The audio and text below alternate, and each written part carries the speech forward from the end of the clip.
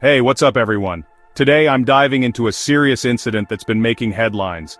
It's about Congresswoman Nancy Mace and the arrest of a trans activist who threatened her life. Buckle up because this story is wild. So here's the scoop.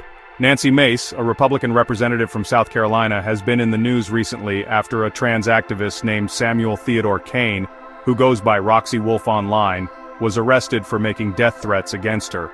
Kane, who is just 19 years old, allegedly posted some seriously graphic and violent messages online.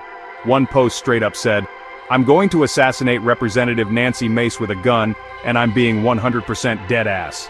Whoa, right? Can you imagine reading something like that about yourself? The South Carolina State Law Enforcement Division, or SLED, took these threats very seriously. They arrested Kane and charged him with making death threats. And get this, a judge denied him bond, calling him a credible threat.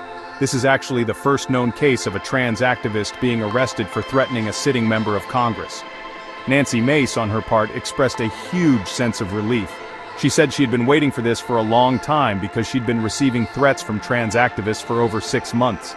This all started after she began pushing for bills aimed at protecting women's spaces. At Kane's bond hearing, Mace didn't hold back. She delivered a powerful victim impact statement, labeling men who cross-dress as women as mentally ill and violent toward women. She emphasized the need for her legislation to protect women's spaces and called for more protection for women in South Carolina. It doesn't stop there. Mace criticized the political climate, pointing out what she sees as the normalization of threats against public servants and accusing the left of being silent on this kind of political violence. She called for changes to Section 230, saying that online platforms need to be held accountable for allowing these kinds of threats to spread. Now, this story isn't just about the arrest, it's also about a call to action. Nancy Mace urged everyone to speak out against violence toward women and to hold those responsible accountable. She praised the Capitol Police and SLED for their actions and highlighted the importance of courage in the face of such threats. So, what's the takeaway here?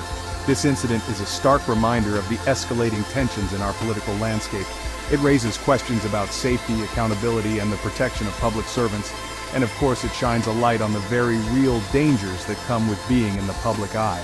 That's all for today, folks. If you found this story as compelling as I did, make sure to like, comment, and subscribe for more updates. Stay safe out there, and let's keep the conversation going. Until next time, take care.